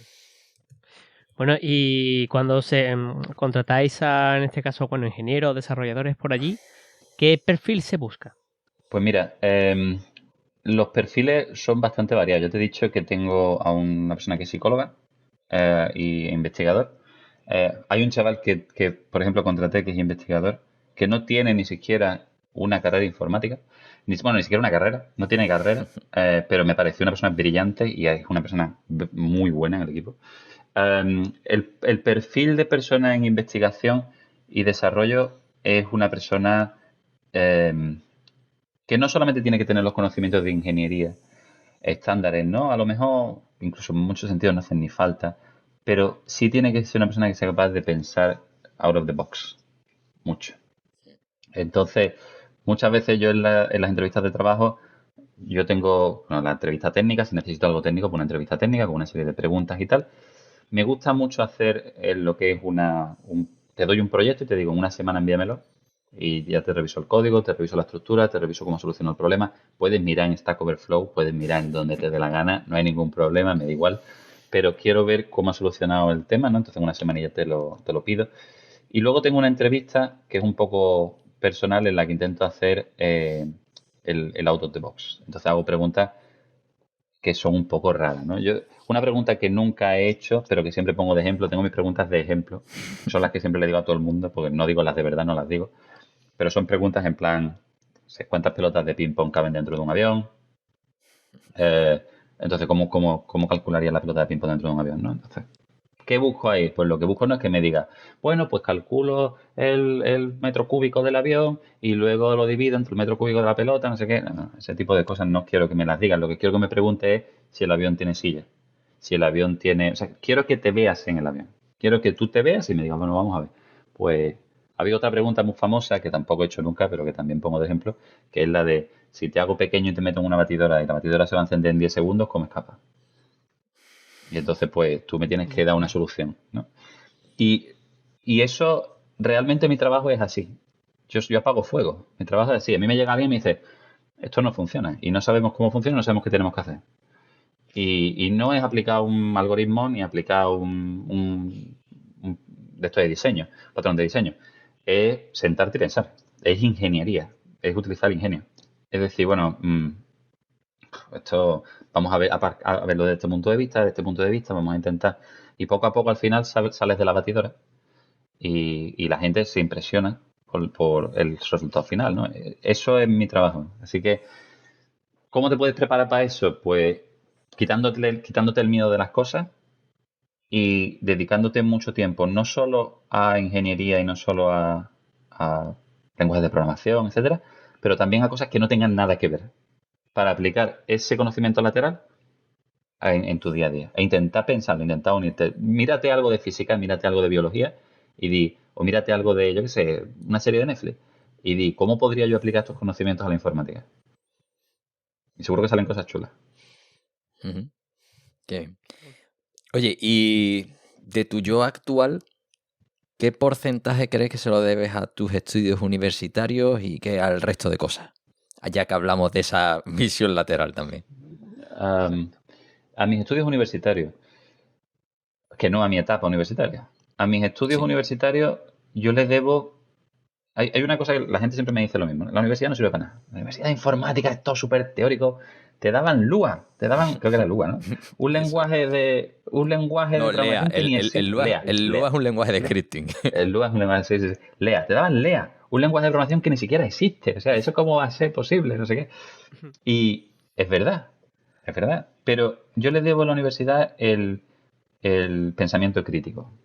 Quizá yo tenía pensamiento crítico, pero no tan desarrollado en la universidad. El hecho de poder de repente decir, bueno, ¿cómo cómo ataco este problema? ¿Cómo, cómo le entro a este problema? No voy a hacer la batería de problemas 800.000 veces, que la hacía, pero voy a intentar ver diferentes modos de atacar el problema. Y discutí eso con los profesores. Me acuerdo, discutí con un profesor durante 4 horas en una tutoría. Y porque yo no veía la forma en la que él lo decía y al final decirme él, estoy equivocado. Veo ese tipo de cosas es algo que es muy importante en la universidad y yo tuve la suerte de encontrarme con buenos profesores y con Pablo Trinidad también, que bueno, en fin, es lo que hubo. Pero no, hombre, me encontré con buenos profesores que me ayudaban en ese pensamiento crítico. Así que yo a la universidad le doy el pensamiento crítico. ¿Y eso qué porcentaje es de mí? Pues, pues no te podría decir un número, pero es un buen porcentaje que se ha seguido desarrollando luego bastante más. O sea que sí, le debo bastante a la universidad. Realmente. Bien. Bueno, Fran, momento de Lorian. Totalmente, porque cogemos el DeLorean y Jesús, si pudieras decirle algo a tu yo de hace pues 10 a 15 años, ¿qué le dirías? Pues le diría que siguiera. O sea, le diría que va por buen camino, que no... O sea, yo no... Es que no cambiaría las cosas del pasado. A mí no me gusta cambiar el pasado. Las cosas que han pasado y estoy aquí gracias a esas cosas. Entonces, no soy muy de cambiar el pasado. Le diría simplemente que siguiera y que para adelante. Y ya está, ¿no? Ay, La- pudiendo traerte resultados de béisbol, ¿no? En la Me película. traería cosas de coleccionismo, que sí hago coleccionismo de los 90 y la verdad es que cuesta muchísima pasta de lo de hoy en día y sí me traería cosas del coleccionismo, si pudiera, pero ya está. Ese juego de cartas coleccionables de Pokémon, ¿no? De Dragon Ball, yo colecciono cosas de Dragon Ah, Ball. vale. Hombre, Sí, de Pokémon también da pasta, ¿no? también, mucha pasta, Sí, mucha sí. pasta. Ya, casi desbancando el Magic, en fin. Ya. Estáis haciendo spoiler de la última pregunta, ¿verdad? Que no se os puede dejar solo, de verdad. En Venga, fin. pues nos vamos a meter en la Bueno, parte personal, ¿no? venga, sí, la parte personal en la que vamos a ver cómo te organizas y tal, cómo gestionas pues el tiempo y efectivamente la pregunta primera, ¿cómo organizas tu tiempo? Tengo mi calendario laboral en el que lo tengo siempre al día, en el que tengo todas las... yo quedo con mi equipo, con diferentes personas de mi equipo todos los días un poco. Tengo mi...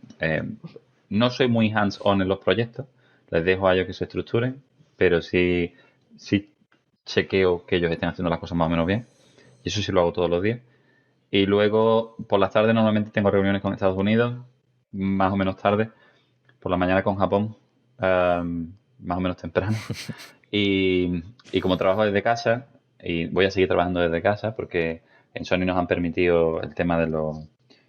bueno, la verdad es que, ya os vuelvo a decir, ¿no? Sony ha dicho, mira, ¿para qué os voy a hacer? Venir los lunes, los miércoles y los viernes al trabajo, si realmente estáis trabajando bien. Hemos sacado una consola trabajando desde casa.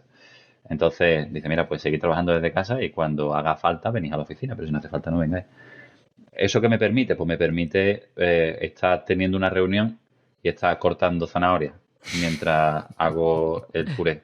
O ponerme con la lavadora. O ponerme, en ese sentido, o recojo a las niñas. Yo recojo todos los días a las niñas, vengo aquí, les doy la merienda, estoy con ellas y luego, bueno, por la tarde a lo mejor, pues tengo una reunión con Estados Unidos, ¿no? Y la tengo a las 8 de la tarde, pero bueno, a las 4 dejo de trabajar y me pongo a las niñas y tal. Y la verdad es que la gestión del tiempo en ese sentido está muy bien, porque bueno, trabajo lo que hace falta y no trabajo horas. No tengo que trabajar 7 horas y media o 8 horas. Eso no es así. Hay veces que trabajo más, hay veces que trabajo menos, pero más o menos llevo el trabajo al día. Así que trabajando desde casa las cosas son mucho más sencillas. Eso sí, pues estar 13 años sin tus familiares alrededor y sin tu familia alrededor y solamente con tu pareja, hace que mi pareja y yo pues tengamos una simbiosis que es que somos prácticamente la misma persona.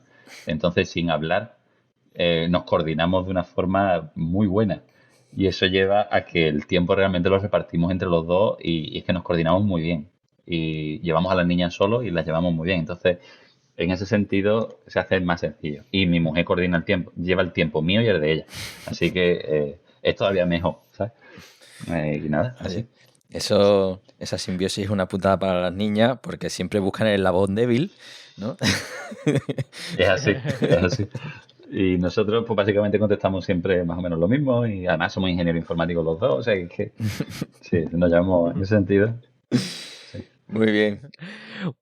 ¿Y tienes algún sistema de productividad? ¿Sistema de productividad en qué sentido? Bueno, Mm, en este caso, es decir, si algún día, pues yo qué sé, tienes que realizar X tareas o algo así. Algo que no sea O... únicamente el calendario, porque el calendario, digamos, que sí que es No, tarea sí, asignada a un slot, ¿no? Digamos. sé a lo que te refieres. No, no tengo sistemas de ese tipo, los he usado en el pasado, pero me doy cuenta de que realmente la forma más sencilla de simplemente llevar mi calendario y llevar mi... Yo siempre tengo cosas en la cabeza. No paro, pero no paro porque no puedo y me gusta. Yo estoy en la ducha y estoy pensando en soluciones. Se me ocurren un montón buenísimas. Estoy con las niñas y a lo mejor, es lo que te digo, ¿no? Estoy ayudando a mi hija con a lo mejor a leer y mientras estoy ayudándola a leer, digo, el proceso que está siguiendo mi hija para aprender a utilizar esta tarea es el mismo proceso que tendría un usuario para aprender a utilizar la nueva feature que estamos creando. Entonces, utilizo a mi hija un poco de conejillo de India. Eh, Pruebo diferentes formas con ella, veo cuál le cuadra mejor, cuál no le cuadra bien, veo la forma en la que utiliza, pues esto. Entonces, eso me lo apunto mentalmente, lo voy desarrollando en mi cabeza, se queda en un... Yo hago mucho multitasking, lo tengo en algún sitio en mi cabeza, rulando, se va desarrollando, y cuando llega el momento, pues lo he hecho. Tengo buena memoria, entonces me acuerdo de charlas que he tenido hace muchos años y de cosas que... Entonces, siempre cuando llego a una reunión, pues tengo todo eso ya preparado y lo tengo todo en... De hecho, últimamente no voy ni con slides a las reuniones. Tengo reuniones en las que simplemente pues hablo y tal. Y ya como ya veis, hablo mucho. Así que tampoco eso. Así que sí, bueno, en ese sentido no tengo nada, ninguno. Bien, bien. Ya hemos visto esa tendencia en 5 años, ¿no? Haciendo esta misma pregunta. Como hace unos años todo el mundo usaba apps, luego han ido a agendas tradicionales y ya, vamos, se está simplificando todo bastante. Tú date cuenta de que yo soy inmigrante. Yo cuando llegué aquí, yo me compré un móvil que tenía Skype dentro y que era gratis. Me costó 80 libras el móvil. Y ese móvil, yo no tengo ni contrato, ni tarjeta, ni nada en el móvil. No tengo ni aplicaciones, yo no uso el móvil para nada, para nada. Y me acostumbré a vivir sin móvil y sin televisión, porque no tenía ni móvil ni televisión. Entonces, yo hacía llamadas gratuitas por Skype y te puedo decir que en 13 años me he gastado en móvil 80 libras. O sea, no he pagado, no tengo contrato, no tengo tarjeta, no tengo nada y lo que tengo en el móvil son las 80 libras que me compré de móvil y ya está. Entonces, es que yo no utilizo aplicaciones ni me hacen falta. O sea, en ese sentido, Bien, bien, de esa te libraste. En fin, bueno, aquí hay una pregunta que normalmente hacemos relacionada con el éxito, ¿no? Normalmente, pues bueno, las entrevistas que hacemos es a gente que creemos que ha logrado algo relevante. Pero, digamos, hay mucho postureo incluso con todo esto de la gente de éxito, empresas de éxito, ¿no? Y se habla mucho de eso.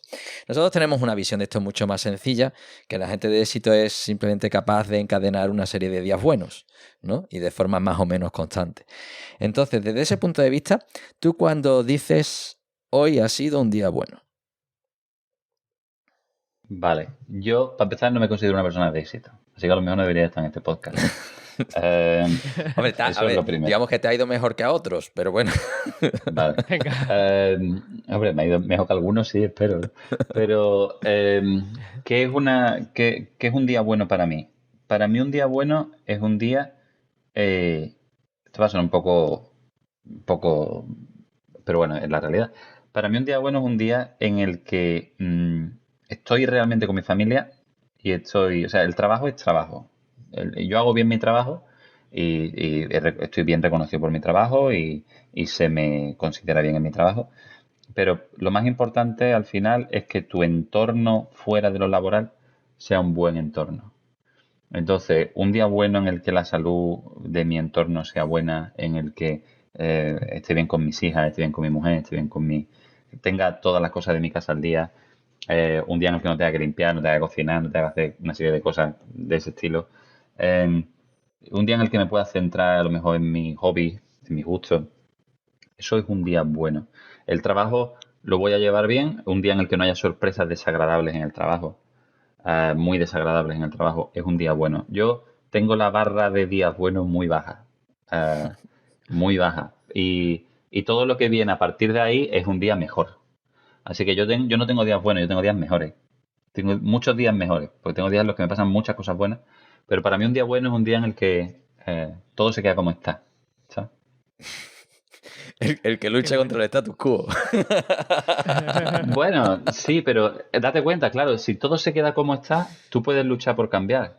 Pero si las cosas siguen cambiando, tú te tienes que preocupar de conservarte. Imagínate, ¿no? Tú te gusta andar, lo mejor que puedes hacer para andar es que el suelo se esté quieto. Si el suelo no para de moverse, tú no puedes andar. Entonces, para cambiar el status quo, tiene que haber un status quo. Si todo cambia, no hay status quo. Entonces, esa es un poco la idea. Fantástico. No hemos puesto filosófico, ¿eh? Bueno, entiendo esas cosas, me estoy haciendo mayor. Venga, Fran.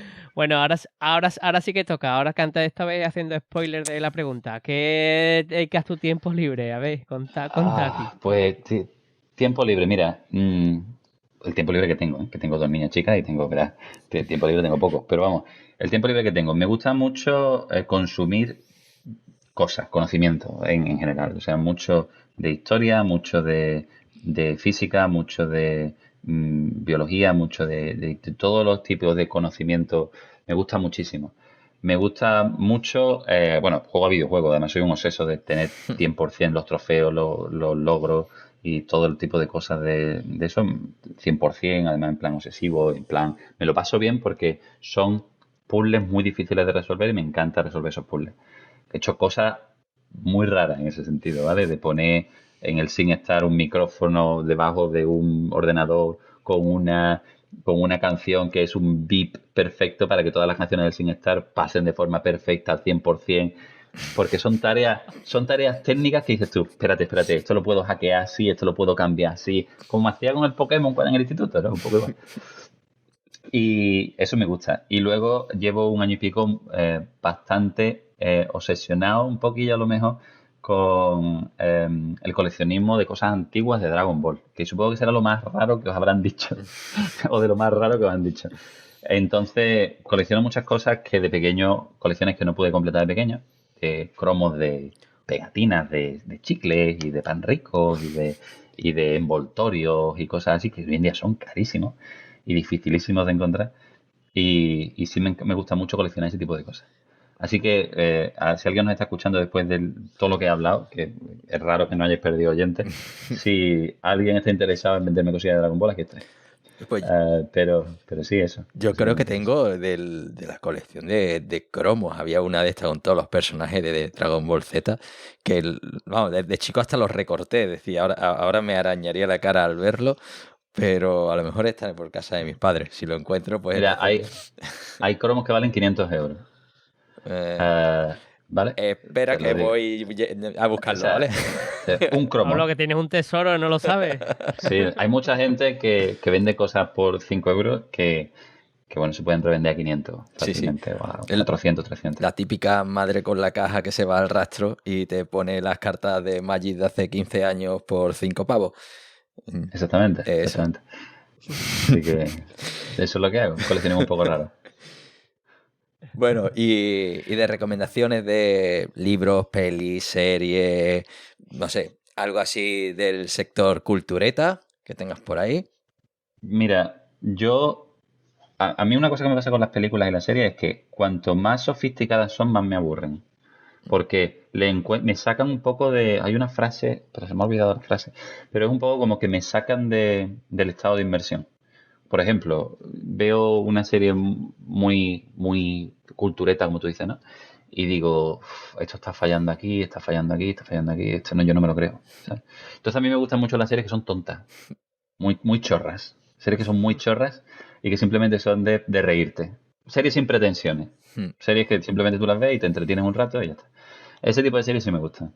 Entonces, como series de ese tipo, ahora estoy terminando de ver Lucifer, que la tengo un poco atrasada. Me gustan mucho las series de superhéroes. Me gustaban antes más, pero bueno, en fin. Y peliculillas de superhéroes y cosas así, sí me gustan. Y, Y nada, bueno, en series, por supuesto, veo Dragon Ball Super. Me leo Dragon Ball Super. Y, y nada, y luego de libros, hombre, te podría decir que me encanta Isaac Asimov, y me encanta Isaac Asimov. Te podría decir así cosas un poco más culturetas, pero no te lo voy a decir. Te voy a decir que realmente los libros de programación y los libros de ingeniería, yo he leído bastantes libros y muchas de las cosas que dicen, y he participado en libros que se han escrito, y te puedo decir que muchos de esos libros se nota que están escritos por personas que piensan que saben más de lo que saben. Entonces, al final te lees el libro y dices, bueno, hay un par de cosillas que me gustan de aquí, pero hay 8 cosas de aquí que esto no es verdad. Esto es verdad para esta persona, pero esto no es verdad. Así que al final no te puedo recomendar un libro de ingeniería de ese tipo porque estaría mintiéndome a mí mismo, ¿sabes lo que te digo? Pero sí, mira, si te recomiendo un libro de Isaac Asimov sería Yo Robot. Yo Robot es un libro muy bonito de Isaac Asimov que creo que todo el mundo tiene que leer, al menos una vez en su vida. Bien, bien. Ayer mismo me recomendaban la serie de Fundación, ¿no? Que está en Apple TV, que vi el primer episodio y me aburrí como las ostras, ¿sabes? Yo soy incapaz de ver Games of Thrones, vi el primer episodio y lo tuve que quitar. Fui incapaz de ver Lost cuando estaba en la universidad, era en plan, esto va a acabar mal, estos son un montón de MacGuffins uno detrás de otro y no lo va a explicar nadie. Y todo el mundo en la universidad, lo tienes que ver, va a tener una explicación brutal. Y yo, esto no lo va a explicar nadie, es imposible. Y al final no lo explicó nadie y todo el mundo, joder, tío, y yo, está claro.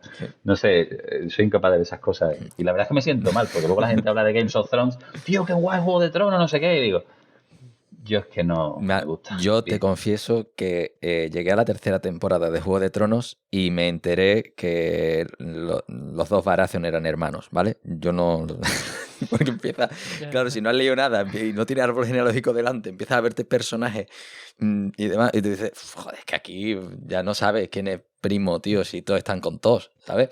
En fin, sí. Pero sí me gusta El Señor de los Anillos. No me gusta nada Harry Potter, pero sí me gusta El Señor de los Anillos mucho. Lo que hizo Tolkien fue una obra maestra de arriba abajo. Así que eso también lo recomendaría.